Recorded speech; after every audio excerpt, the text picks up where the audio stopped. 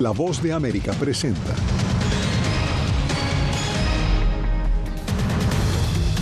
Estados Unidos prepara nuevas reglas para procesar peticiones de asilo en 180 días. Defensa de Donald Trump busca desacreditar a Michael Cohen por segundo día durante el juicio penal al exmandatario.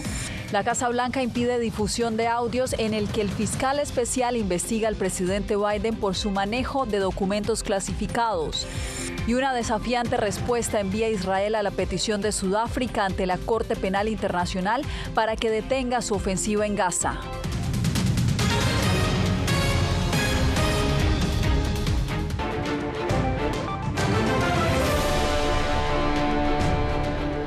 Bienvenidos, iniciamos El Mundo al Día con la nueva norma que aprobó hoy la administración Biden para el procesamiento de migrantes en la frontera sur estadounidense. Paula Díaz estuvo siguiendo este anuncio. Paula, cuéntanos en qué consiste la medida y cómo impactará de aquí en adelante a los migrantes que lleguen a la frontera. Yasmín, cuando una familia llega a la frontera es liberada y puede esperar dentro del país durante años hasta que un juez de migración considere su caso. Con el cambio anunciado hoy, se procesarán a los recién llegados en un plazo de 6 meses en lugar de esperar por años. El cambio que se está considerando permitiría que ciertos inmigrantes que llegan ahora a la frontera sean procesados primero a través del sistema de asilo en lugar de quedar al final de la fila. DHS pondrá a ciertos extranjeros adultos solteros hallados entre los puertos fronterizos de la frontera sur en la lista de casos nuevos, repartidos en 5 áreas geográficas, y los jueces de inmigración en el Departamento de Justicia priorizarán estos casos. Los Ángeles, Atlanta, Boston, Chicago y Nueva York serán las ciudades en las que los jueces tendrán asignados estos casos. La medida tiene un objetivo claro: procesar las aplicaciones de asilo para las personas que están entrando en la frontera del sur solicitando el asilo en menos de 6 meses. El reglamento solamente aplica para personas que están entrando en un lugar que no sea un puerto de entrada o que no estén usando la aplicación CBP One para solicitar el asilo. En este momento, cuando una familia llega a la frontera, casi siempre queda en libertad y suele esperar años hasta que un juez de inmigración decida sobre su caso. Al procesar rápidamente a los migrantes que acaban de llegar, el gobierno pretende evitar que otros intenten hacer el viaje. Quienes no tengan un caso válido serán deportados. Un récord de 3 millones de casos en este momento están saturando el Tribunal de Inmigración del país. El número promedio de casos para un juez es de 5,000 y estos cambios no ayudarán a disminuir su carga de trabajo. Hay aproximadamente 600 jueces. Y mientras se dan todos estos cambios, las autoridades migratorias anuncian que el número de inmigrantes indocumentados detenidos en la frontera durante el mes de abril registró una leve disminución comparado con los arrestos de marzo. La patrulla fronteriza contabilizó 128.900 migrantes entre los puertos de entrada a lo largo de la frontera con México. Gracias, Paula. Y nos vamos a Nueva York, donde la defensa del expresidente Donald Trump continuó este jueves interrogando a Michael Cohen, testigo clave en el juicio penal que se adelanta en esa ciudad. Ángela González, en directo desde el Tribunal Penal de Manhattan. Ángela, adelante con la información.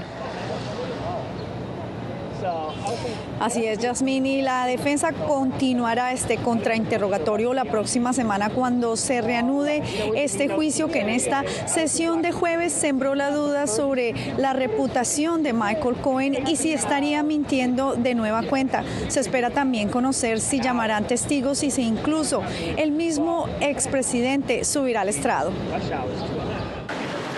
Aceptando que él no es un testigo cooperante, alguien que declara para ayudar al gobierno a procesar a un acusado, Michael Cohen siguió respondiendo preguntas de la defensa de Donald Trump, que busca desestimar su credibilidad ante los miembros del jurado en el proceso judicial que el expresidente enfrenta por supuesta falsificación de registros comerciales en Nueva York y que ha dado lugar a 34 cargos penales. Michael Cohen estuvo en el centro de la conspiración y jugó un papel decisivo en encubrirla, falsificando registros comerciales en los libros y registros de la organización Trump. Así describió el exfiscal de Nueva York, Duncan Levine, a Cohen, quien ha sido cuestionado en esta audiencia varias veces por mentir bajo juramento. Destacó que en 2017 lo hizo ante un juez federal porque lo que estaba en juego lo afectaba personalmente. La defensa además intenta mostrarlo como alguien frustrado por supuestamente no obtener un cargo al que aspiraba en la Casa Blanca. Mientras tanto, el acusado escucha con atención el testimonio en medio de su juicio, que alega le quita igualdad de derechos durante la campaña electoral. Es una vergüenza lo que están haciendo en términos de represión e interferencia electoral. Al menos estamos haciendo correr la voz, pero es muy injusto. Me gustaría estar en varios estados donde debería hacer campaña, como cualquier otra persona.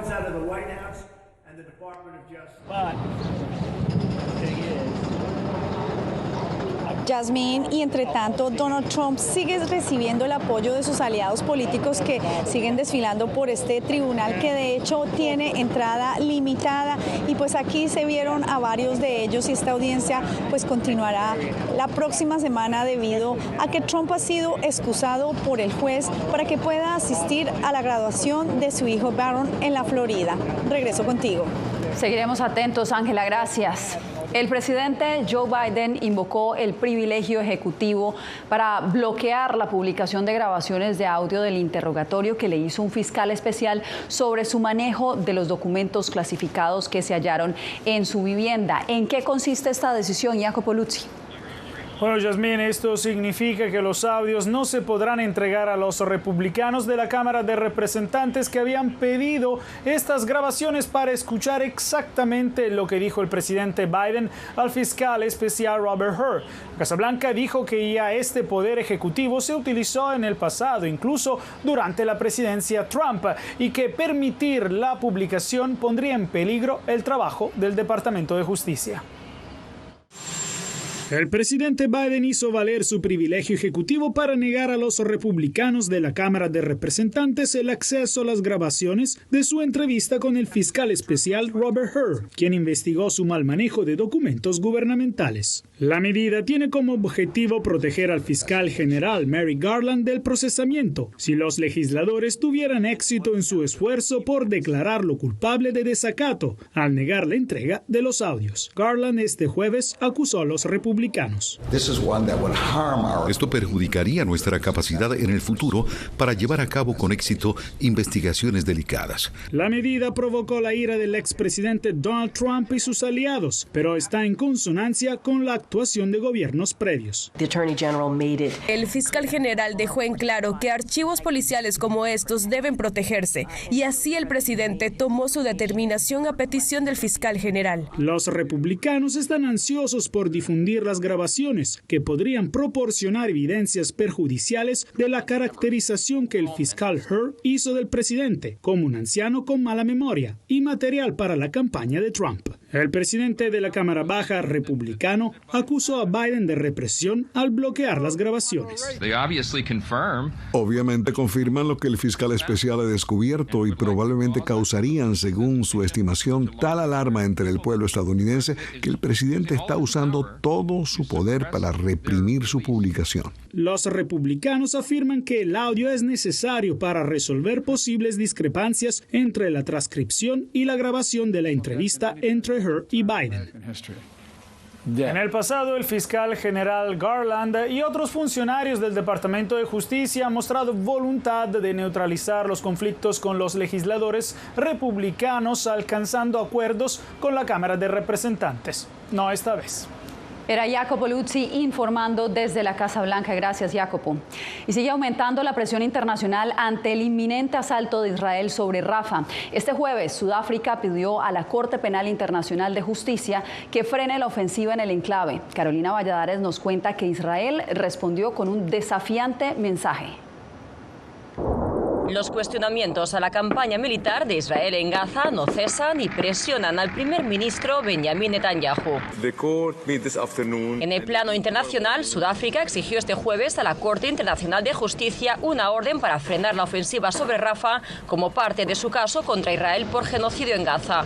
Aseguran los sudafricanos que el pueblo palestino enfrenta una aniquilación continua. Dardos que también llegaron desde la cumbre de líderes árabes en Bahrein.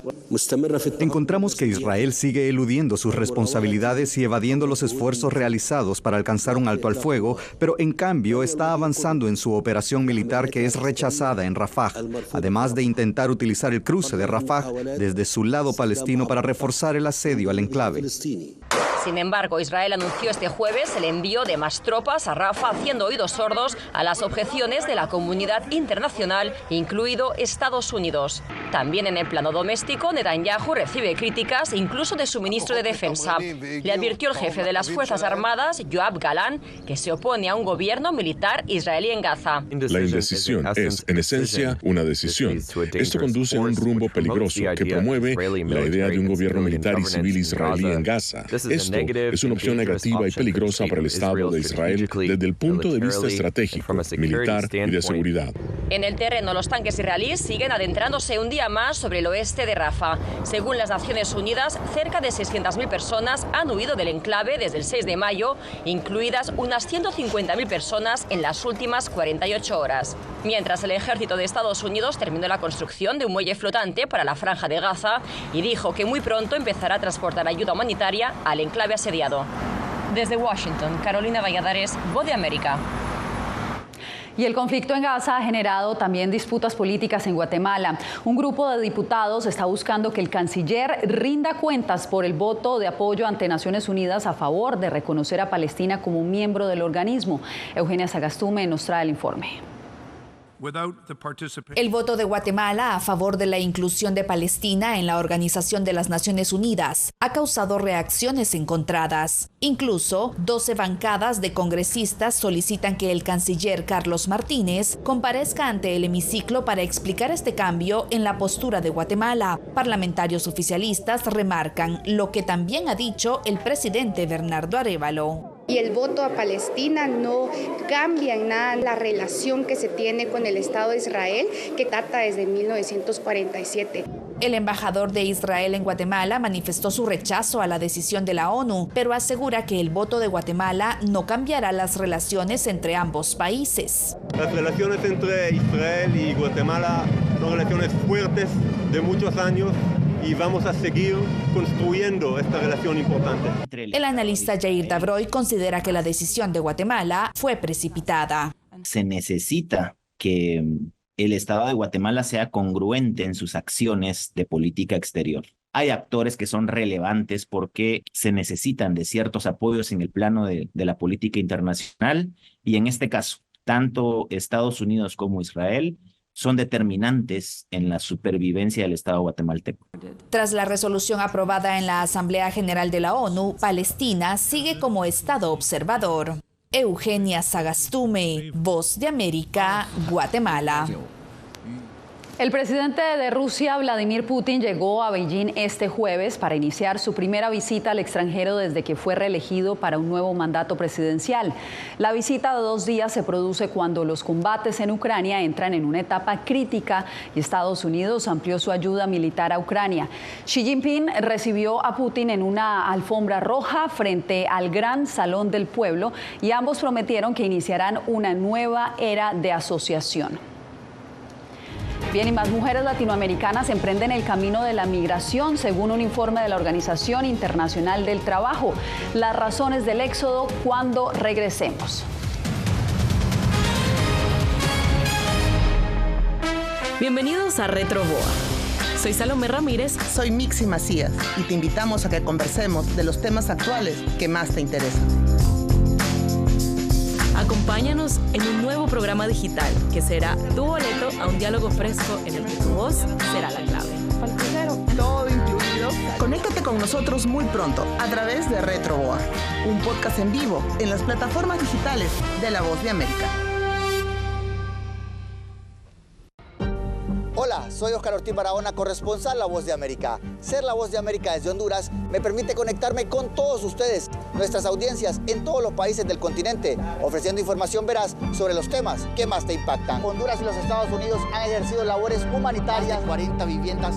Desde perspectivas humanas y con base en hechos, te informamos para que seas tú quien formes tu propia opinión, porque La Voz de América, la prensa libre, importa.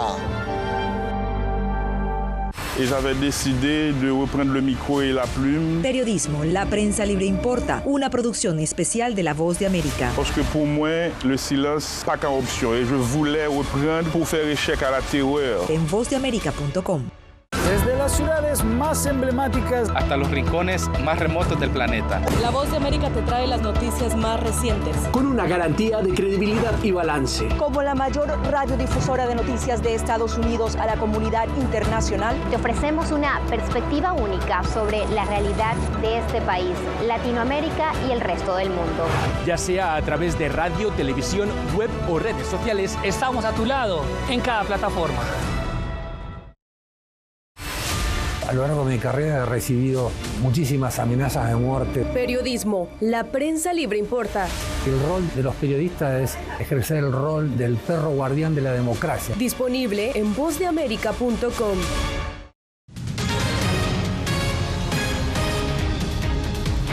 El más reciente informe de la Organización Internacional del Trabajo revela que cerca de un 40% de las personas que emigran desde América Latina y el Caribe son mujeres. El organismo advierte que la cifra va en aumento y especifica las posibles razones del éxodo. Néstor Aguilera nos reporta. Esta estrategia que... Volátiles y complejos, así se refiere la Organización Internacional del Trabajo a los flujos migratorios actuales en la región.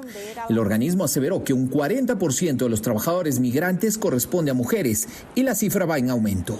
Y evidencia la feminización de la migración. Estas mujeres que cada vez más migran solas y no como parte de una unidad familiar, requieren respuestas diferenciadas. La directora regional de la OIT aseveró también que la población migrante se ha duplicado en esta parte del mundo durante los últimos 15 años, de 7 a 15 millones. Esta es la región del mundo en la que más ha crecido la migración. El fenómeno de la migración se ve atravesado también por los riesgos del trabajo forzoso, que afecta principalmente a mujeres y deja beneficios ilegales anuales de unos 37.000 millones de dólares. Por ello, el organismo impulsa una estrategia regional hasta 2030 que busca avanzar, entre otras cosas, hacia la contratación equitativa. Lo cual debe incluir un fuerte enfoque de género, atendiendo a las necesidades específicas de las mujeres migrantes y refugiadas. Roberto Mendoza es un ecuatoriano con residencia en Estados Unidos. Si bien afirma que hay países donde hay oportunidades similares para hombres y mujeres, dice que no siempre sucede. Por ejemplo, yo trabajo en la construcción y es usual que yo voy a las construcciones, a las compañías y veo ya mujeres dedicadas a lo mismo que uno se dedica. Del lado de los beneficios de la migración, la OIT habló de la importancia de cubrir los déficits de trabajadores y el envío de remesas. En 2023, por este concepto, la región recibió 155.000 millones de dólares. Néstor Aguilera, Voz de América, Quito. En Nicaragua, el gobierno de Daniel Ortega rechazó las recientes sanciones que impuso Estados Unidos contra 250 funcionarios, un centro de entrenamiento ruso y 2 empresas vinculadas a la industria minera de ese país. Donaldo Hernández tiene el informe. La vicepresidenta nicaragüense Rosario Murillo reaccionó a las nuevas sanciones impuestas por Estados Unidos. Luchamos contra el yanqui, enemigo de la humanidad. No nos vendemos ni nos rendimos jamás. El Departamento de Estado restringió la visa estadounidense a 250 funcionarios nicaragüenses y el Departamento del Tesoro sancionó a un centro ruso de entrenamiento militar y a 2 empresas mineras. Murillo culpó a los adversarios del gobierno de promover las sanciones. Los traidores y cobardes, los vendepatrias, los que se ofrecen para servir a los imperialistas de la tierra. La oposición nicaragüense respalda la decisión de Estados Unidos por considerar que el centro de entrenamiento ruso con sede en Managua es utilizado para reprimir a la sociedad civil. Aquí hay una seña inequívoca a Estados Unidos de moverse hacia sanciones institucionales que afectan no solamente el flujo de recursos para la dictadura, sino que también el espionaje político de los rusos en el continente americano. Algunos analistas consideran que las sanciones contra las empresas vinculadas a la industria minera tienen un propósito.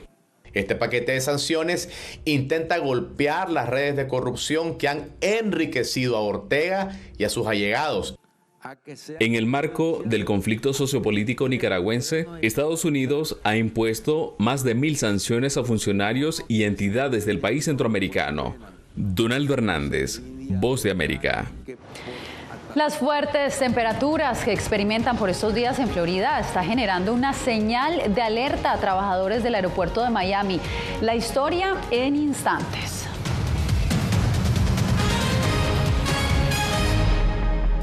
Eugenia Sagastume, corresponsal de La Voz de América en Guatemala. En el epicentro de los grandes retos, los sucesos locales desde mi país impactan a todas las naciones de la región. Con diversidad de perspectivas, acercamos a nuestras audiencias a situaciones tan complejas como la masiva migración, el crimen organizado transnacional y la situación política y social de Guatemala. En un lenguaje simple, con precisión, te conectamos con la realidad de todo el hemisferio, porque en La Voz de América, la prensa libre importa. Desde las ciudades más emblemáticas hasta los rincones más remotos del planeta. La Voz de América te trae las noticias más recientes. Con una garantía de credibilidad y balance. Como la mayor radiodifusora de noticias de Estados Unidos a la comunidad internacional, te ofrecemos una perspectiva única sobre la realidad de este país, Latinoamérica y el resto del mundo. Ya sea a través de radio, televisión, web o redes sociales, estamos a tu lado en cada plataforma. Siento miedo de ejercer periodismo. Periodismo. La prensa libre importa. Una coproducción de La Voz de América y Teleamazonas. Siento miedo de decir que soy periodista. Disponible en vozdeamerica.com. Una madre rusa busca desesperadamente a su hijo desaparecido en territorio ucraniano durante la guerra. Las autoridades militares y el presidente de su país no han respondido a sus reclamos. ¿Su última esperanza? Ir a Ucrania y encontrarlo ella misma. Mam, все будет хорошо, я тебя люблю. La búsqueda de Olga. Все будет хорошо. Давай. Disponible en todas las plataformas de La Voz de América. ¿Hay un dicho sobre Chile? Periodismo. La prensa libre importa. Una coproducción de La Voz de América y Mega Noticias. En Chile hay libertad de expresión, pero que no hay donde expresarla. Disponible en vozdeamerica.com.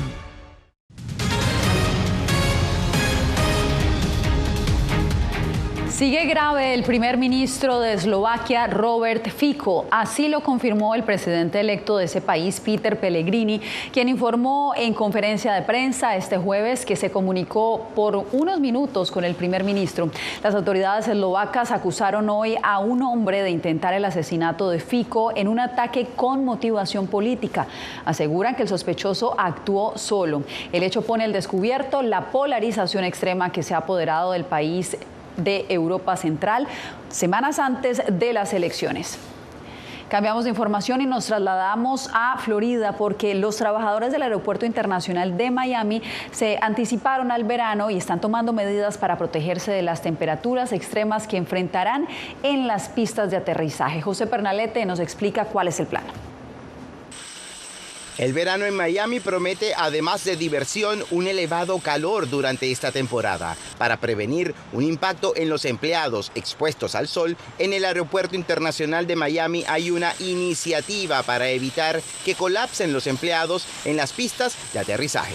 Nosotros siempre les exigimos que cada hora tomen, aunque sea un mínimo de 32 onzas de agua, pero que no se pasen de 48, porque cuando eso pasa ya toda la nutrición que uno tiene se empieza a salir por el agua, ¿entiende? Entonces es bien importante no solamente el agua, pero también la misma comida. Puntos de hidratación se establecerán en varios lugares de este aeropuerto. En 2023 fue superada una marca en el sur de Florida. El Aeropuerto Internacional de Miami registró el tránsito de 53 millones de viajeros a bordo de múltiples vuelos nacionales y foráneos.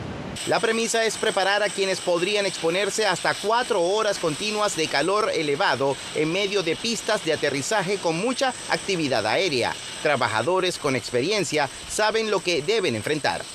Usamos el mismo uniforme, me pongo crema para el sol y me protejo con una gorra.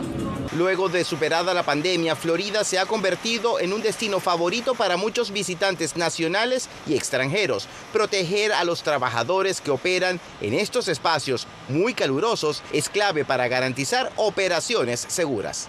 Pues necesitamos cuidar de nuestros trabajadores y ayudarles pues a cuidar de su salud. Aproximadamente 1,000 trabajadores al día podrían recibir esta instrucción preventiva hasta culminado el verano. José Pernalete, Voz de América, Miami. Un día sin redes sociales. Cuando regresemos les contamos sobre esta resolución que acaba de adoptar el estado de Illinois.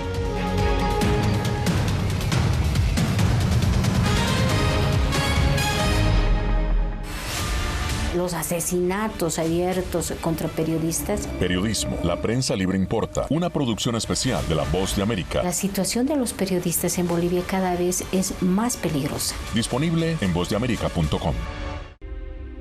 Una madre rusa busca desesperadamente a su hijo desaparecido en territorio ucraniano durante la guerra. Las autoridades militares y el presidente de su país no han respondido a sus reclamos. ¿Su última esperanza?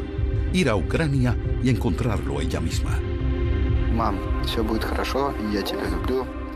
La búsqueda de Olga. Все будет хорошо. Disponible en todas las plataformas de La Voz de América.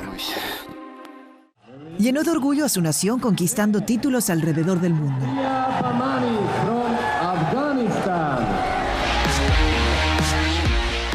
Sin embargo, como mujer que desafía las expectativas de género en Afganistán, su vida, triunfos y carrera están ahora en grave peligro. Rompiendo un tabú. Ahora, en todas las plataformas de La Voz de América.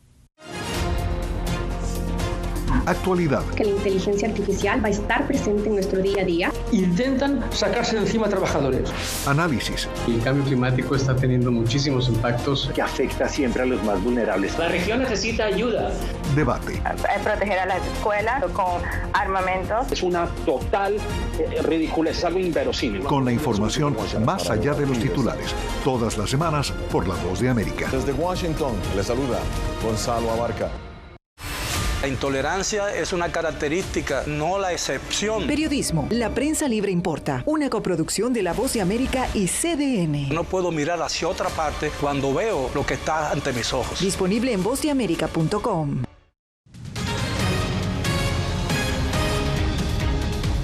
Legisladores en el estado de Illinois aprobaron una resolución que invita a desconectarse de las redes sociales este viernes 17 de mayo. Enrique García Fuentes nos reporta cómo esta decisión busca proteger la salud mental de los niños y jóvenes. La resolución del Senado de Illinois, conocida como Un Día Sin Redes Sociales, es una invitación para que este 17 de mayo los residentes del estado se desconecten de ellas, al menos por un día. Su propósito es mejorar la salud mental en la población. Este especialista en salud mental dice que las redes sociales son una plataforma de comunicación, pero que se han convertido en una adicción. Aquellas personas tímidas por fin son capaces de poder conectarse con miles de personas a través de un dispositivo. Ese es el lado bueno. El lado malo es que al estar conectado y al descubrir que eso es una ventaja, nos quedamos pegados ahí. Y muchos se quedan pegados por horas. Y unas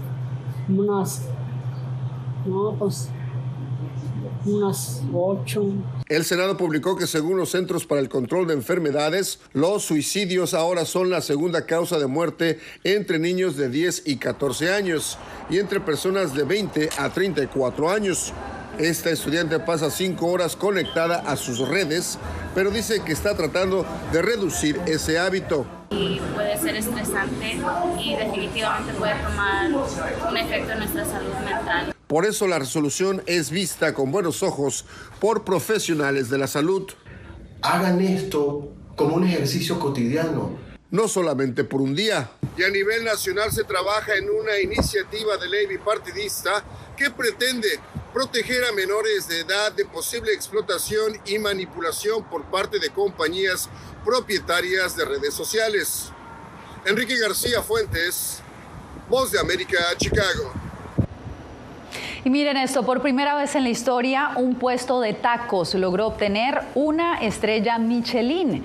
El secreto lo tiene el chef Arturo Rivera Martínez, dueño de este pequeño local de tacos que durante 20 años ha trabajado hasta obtener el reconocimiento de la guía gastronómica francesa. Tacos El Califa de León, ubicado en la colonia San Rafael de la capital mexicana, es el único puesto de tacos entre los 16 restaurantes mexicanos que recibieron la codiciada estrella. ¡Qué delicia! Ya saben, parada obligatoria cuando visiten México. De esta manera llegamos al final de esta emisión. Les informó Yasmín López.